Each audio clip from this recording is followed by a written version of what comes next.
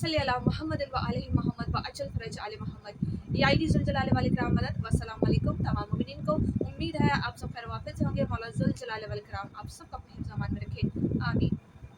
मुमिनीन, सदियों पुराना इल्ज़ाम, बात पुरानी है, एक कहानी है। सदियों से एक इल्ज़ाम लगाया जाता है शियाने हैदर कर्रार पर कि आप खुलफाए राशिदीन से इख्तिलाफ रखते हैं, आप खुलफाए राशिदीन को बुरा समझते हैं और ब्ला ब्ला ब्ला जो भी है।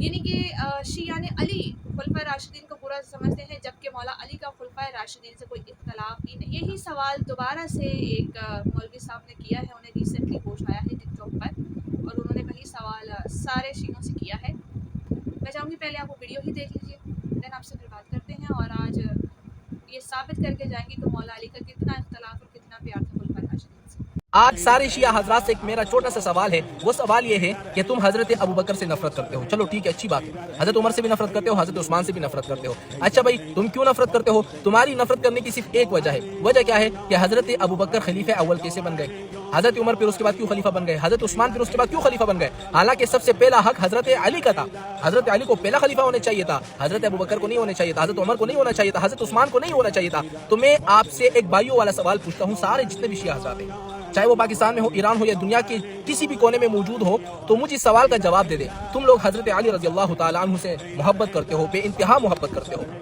जरा मुझे ये बताओ कि क्या हजरत अली ने कभी इख्तिलाफ रखा है हजरत अबू बकर से कि जब हजरत अबू बकर खलीफा बन गए तो होना तो यही चाहिए था कि हजरत अली कहते कि नहीं नहीं अबू बकर तुम क्यों खलीफा बन गए। हजरत अली ने कभी भी एतराज नहीं किया। कोई किताब उठा के देख लो, कोई हदीस किसी एक किताब में मुझे दिखा दो कि हजरत अली ने इख्तिलाफ रखा हो कि अबू बकर तुम खलीफा अव्वल कैसे बन गए, फिर जब हजरत अबू बकर दुनिया से चले गए हजरत उमर खलीफा बन गए, तो फिर भी हजरत अली ने ये नहीं कहा कि ए उमर तुम खलीफा कैसे बन गए। यानी हजरत अली ने कभी भी इख्तिलाफ नहीं किया। हजरत अबू बकर खलीफा बन गए, हजरत अली को इख्तिलाफ नहीं है। हजरत उमर हजरत उस्मान खलीफा बन गए, हजरत अली को इख्तिलाफ नहीं है। इख्तिलाफ किसको है? मेरे शिया भाइयों के इख्तिलाफ है। ये मुझे ये बताओ कि जिससे तुम सबसे ज्यादा मोहब्बत करते हो हजरत अली, जब उनको इख्तिलाफ नहीं है तो तुमको क्यों?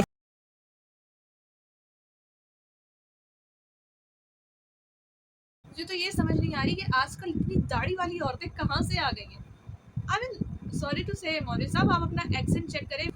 मेरा भाइयों वाला सवाल है, भाइयों वाला सवाल कर ही क्यों रहे, आप बहनों वाला करें। जैसा आपका एक्सेंट है, जो आपका वे ऑफ टॉकिंग है, सीरियसली मतलब क्या ये लोग मुझे कहते हैं कि आप मर्दों के सामने आते, मर्द हैं ये भाई, ये तो औरतों से भी ज़्यादा औरतें हैं। बस चूड़ियाँ पहननी बाकी रह गई थी, वो ही नहीं पहनी, तो बाकी तो सारा लहदा ही औरतों वाला है।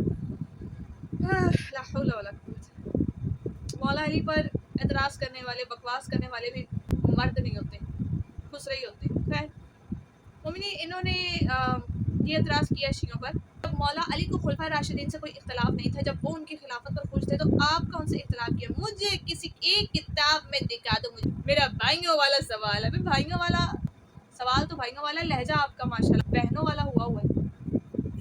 ये तो आपको चाहिए था किसी बहन से जाके पूछ लेते, वो भी आपको बता देती शिया बहन। हाँ खैर मोमिनीन, इन्होंने जो बात की है इसके जवाब में हम इनके घर की किताबें पेश किए देते, और मौलवी साहब आपने एक किताब का हवाला मांगा, हम आप पर एहसान कर रहे हैं। चले तो 3 बुक्स आज आपकी हम पेश किए देते हैं इसी मामले में।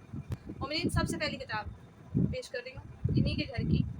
इसका नाम है, किताब का नाम है अबू बकर सिद्दीक़ अकबर, मोहम्मद हुसैन हैकल की किताब है और पेज नंबर है जी 89। लिखते हैं, हज़रत अली से भी बायत करने का मुतालबा किया गया, लेकिन उन्होंने इनकार कर दिया और कहा मैं तुम्हारी बायत ना करूँगा क्योंकि मैं तुमसे ज़्यादा खिलाफत का हकदार हूँ।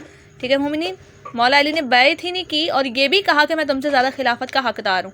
अब इसको आप प्यार कहेंगे कि इख्तलाफ? अगली जो किताब आपकी स्क्रीन पर है ये तो है ही शिया मज़हब के खिलाफ, तोहफ़ा इस्ना अशरिया, पेज नंबर 562 है। लिखते हैं, ज़ाहिर है कि मुराद उमर की ये नहीं कि बैत अबू बकर की सही नहीं है और खिलाफत उनकी दुरुस्त नहीं हुई, क्योंकि उमर और उबैदा बिन जरा यही 2 शख्स हैं कि अव्वल अबू बकर से सकीफ़ा में बैत की है, और सकीफ़ा के मायना एक ऐवान पिनहान के भी हैं जिसमें बैठ कर अरब मशवरे बातिल किया करते थे। ये शिया मज़हब के खिलाफ लिखी गई किताब है, जहाँ हज़रत अबू बकर की बैत को, उनकी इस खिलाफत को ही बातिल कहा गया है।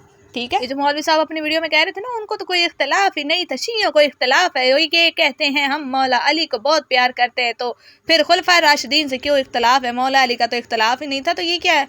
अब मेरे सवाल का जवाब दे मौलवी साहब, ये क्या है? इसका मुझे जवाब चाहिए है। और अगली किताब मैं मोमिनीन इन्हीं की अगेन पेश करूँगी, तारीख़ुल खुलफा।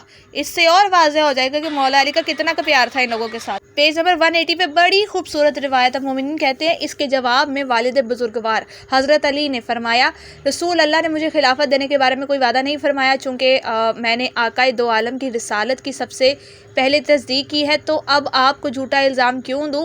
बफ़र्ज़ मुहाल अगर रसूल अल्लाह ने मुझे खलीफा बनाने का हुक्म दिया होता तो हज़रत अबू बकर उमर फ़ारूक को मिंबर नबवी पर खड़ा होने ही ना देता, दोनों को अपने हाथ से कत्ल कर देता, अगरचा इस वक्त इस मामले में मेरा कोई साथी भी ना होता। हुण दसो मौलवी साहब, शेर खुदा तो कत्ल करने की बात कर रहे हैं उमर अबू बकर दोनों को।